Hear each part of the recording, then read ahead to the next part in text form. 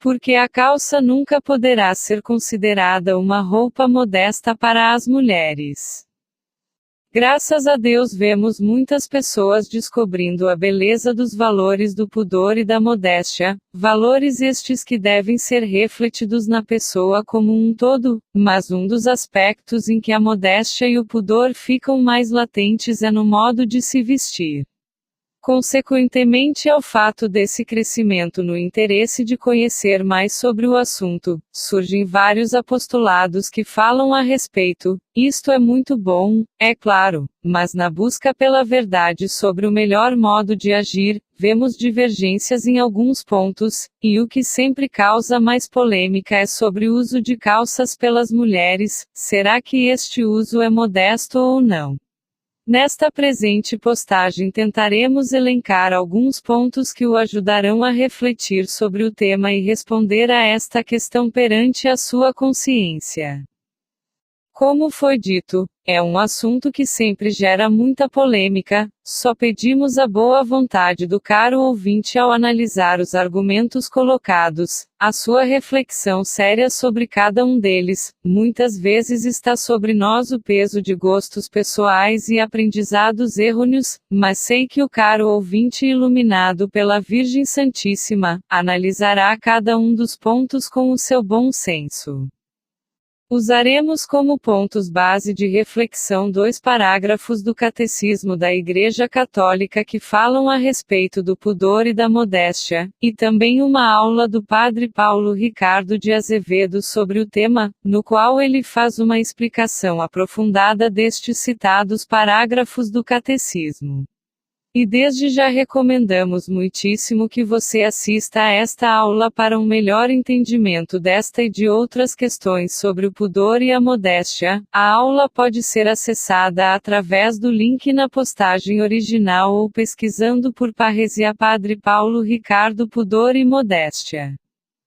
Então, a primeira questão é a seguinte: discute-se muito se é ou não pecado que as mulheres usem calças. Creio que a questão seja muito mais profunda do que isto, pois acima de tudo está a caridade, e a caridade se exerce no querer dar maior glória a Deus, agindo de modo que o agrademos e que possamos contribuir na santificação dos outros. Agindo assim estaremos nos santificando também. Quando tendemos, em qualquer situação, a nos questionarmos apenas se é pecado ou não, sem pensar antes na caridade, estaremos nos direcionando ao egoísmo. No fundo estaremos nos perguntando: será que me condeno ou não com esta atitude? Estarei pensando antes em mim do que em Deus e no próximo. É óbvio que devemos fugir do que nos condena, mas o princípio da caridade nos impele a antes olhar o que dá maior glória a Deus. Santo Agostinho disse: ama e faz o que quiseres. Se amamos a Deus acima de todas as coisas, se agimos com caridade, logo nossas ações serão sempre ordenadas para o bem, sempre buscaremos o que é mais perfeito, e não simplesmente faremos as coisas de forma mediana, com um pensamento do tipo: já que não é pecado mortal, não há problema em fazer isto. Comparando isto à modéstia e ao pudor, poderemos nos fazer alguns questionamentos que serão guias no modo de nos vestirmos. Estou agradando a Deus me vestindo assim? É o modo mais modesto que posso me vestir ou só está na média? O que visto transmite dignidade ou se transforma numa tentação para o olhar alheio? Na já citada aula do Padre Paulo Ricardo, ele faz uma brilhante definição de como a mulher deve agir para sempre se vestir com modéstia. A mulher não deve achar que a visão sobre si mesma é padrão para o modo de se vestir modestamente. O padrão deve ser que ela analise se a sua vestimenta provoca o olhar masculino. Antes de pensar em si mesma, ela deve pensar em ser caridosa com o seu próximo. Analisando bem esta questão da caridade, passamos a mais um ponto: a definição do Catecismo da Igreja Católica sobre pudor e modéstia. O Catecismo diz de forma muito clara: o pudor preserva a intimidade da pessoa. Consiste na recusa de mostrar aquilo que deve ficar escondido. Está ordenado castidade, espremindo sua delicadeza. Orienta os olhares e os gestos em conformidade com a dignidade das pessoas e de sua união. O pudor é modéstia. Inspira o modo de vestir. Mantém o silêncio ou certa reserva quando se entrevê o risco de uma curiosidade malsã. Torna-se discrição. Dessa definição entendemos que o pudor e a modéstia servem para preservar aquilo que é muito íntimo e sagrado para nós, e tudo o que nos é íntimo fica em segredo, não fica à vista da curiosidade de qualquer um. Por exemplo, quando temos um grande segredo, ele fica guardado conosco ou só revelamos a pessoas de muitíssima confiança. Dizendo isto em relação a nossos corpos, vemos também que há partes que só devem ser reveladas entre pessoas que podem partilhar a máxima intimidade, que são os esposos. Fora disso seria uma exposição à curiosidade malsã, à curiosidade maldosa, como cita o Catecismo. Devemos sempre lembrar, e como é muito bem explicado também na aula do Padre Paulo Ricardo, que por causa do pecado original perdemos a capacidade de olhar para um corpo e vermos somente a beleza da criação. Por nossa má inclinação sempre teremos a tendência a ter um olhar sobre o corpo do outro como um objeto de prazer, e este é mais um dos motivos pelos quais certas partes devem sempre ficar escondidas.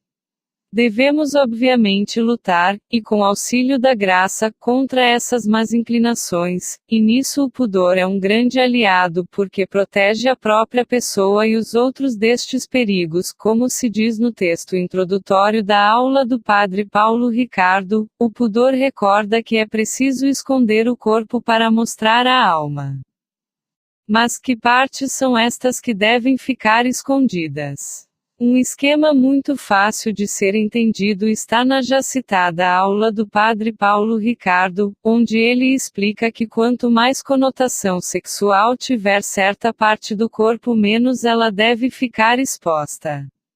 Isto é bastante óbvio, e novamente aconselho muito que o caro leitor assista a esta aula, onde ele fala da questão com mais pormenores, mas poderemos resumir da seguinte maneira: há partes sem nenhuma conotação sexual, outras que têm uma conotação média, e as que têm conotação sexual explícita.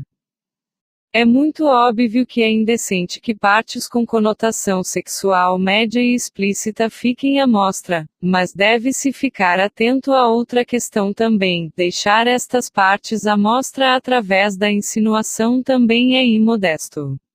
Para exemplificar, uma mulher pode estar com uma blusa que é toda fechada, mas se esta for transparente ou muito justa, não podemos dizer que é uma roupa modesta. Sobre isto sei que o caro ouvinte concorda.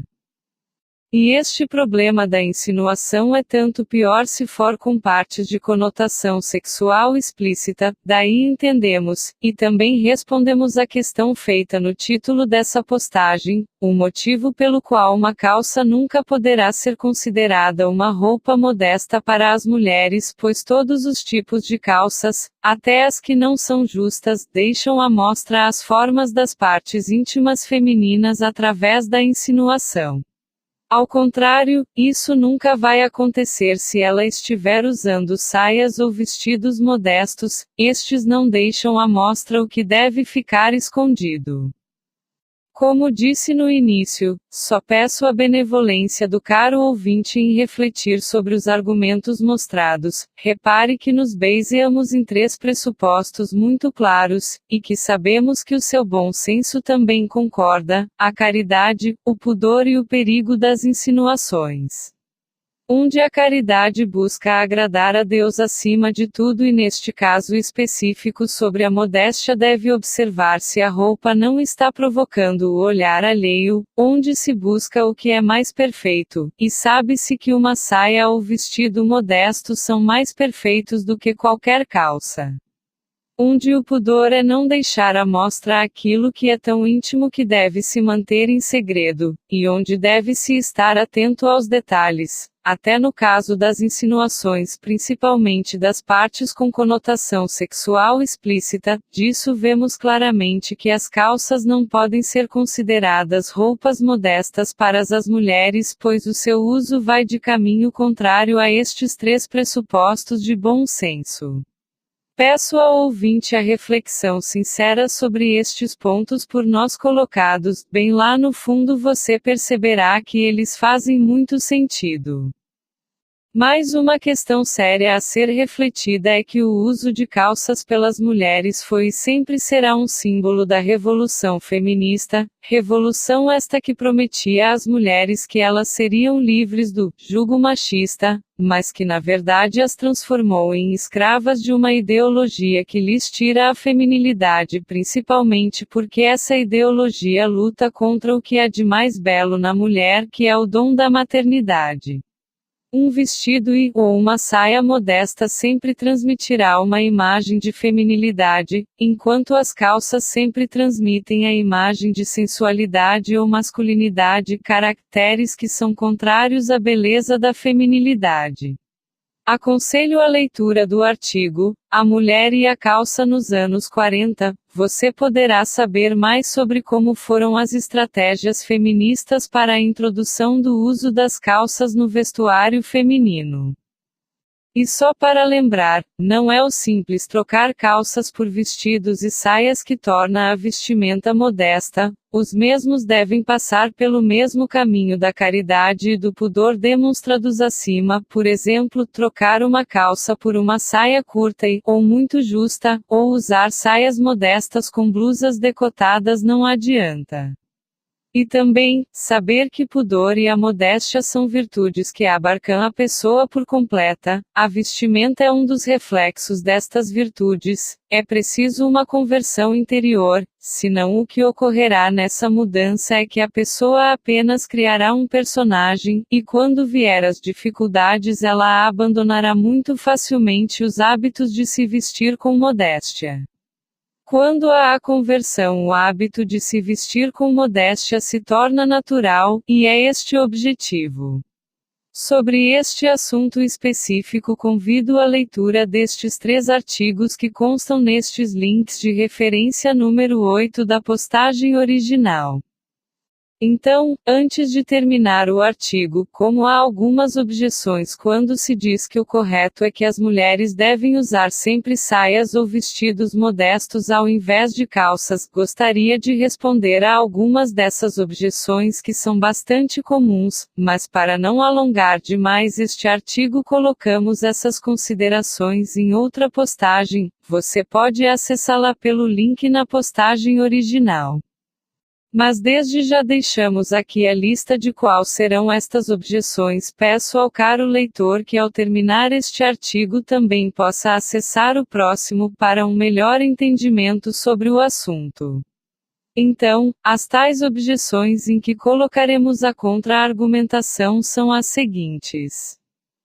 Primeira, todos aqueles que apoiam a ideia de que as mulheres usem exclusivamente saias e vestidos têm uma mentalidade red-trad.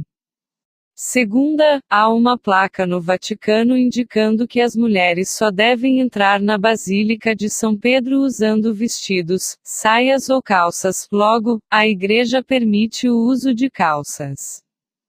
Terceira, a condenação do uso de calças pelas mulheres feita pelo cardeal Siri e por São Padre Pio de Pietrelcina só eram válidas para a época deles.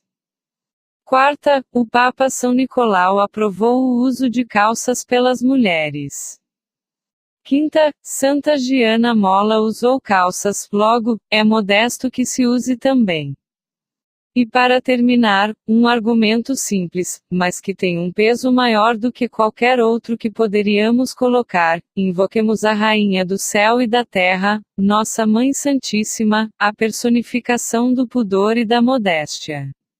Imaginemos que Nossa Senhora vivesse em nossos dias, sabendo de sua augusta caridade, de seu pudor imaculado e de sua santa discrição, e que ela é a criatura que sempre mais buscou e viveu o que é mais perfeito. Se ela tivesse que escolher entre um belo vestido modesto e uma calça, o que ela vestiria? Sei que durante esta leitura você veio refletindo seriamente sobre todos os argumentos colocados, então, agora peço que vá bem ao interior de sua consciência e reflita sobre esta pergunta: o que ela vestiria? E agora? Nossa Senhora não estaria lhe pedindo algo a mais. Sei que neste momento sua consciência já tem uma resposta. É hora de mudar, é hora de imitar a Rainha da Modéstia. Santa Maria, Mãe Puríssima, rogai por nós. Informação complementar: o que é um Rad-Trad, abreviação de radical tradicionalista, entende-se por aquela pessoa que diz buscar o resgate de valores tradicionais no campo da moral e da liturgia, mas que infelizmente não atua com equilíbrio. Suas ações chegam a extremos e para justificar opiniões pessoais se tornam desobedientes à Igreja. Na segunda parte da postagem mostraremos mais detalhadamente algumas características e erros da ideologia Rad-Trad. Todas as referências e links sugeridos estão na postagem original, no qual o link está à descrição. Se lhe foi útil, pedimos por gentileza que curta e ajude a compartilhar. Quem ajuda a salvar uma alma está salvando a sua também.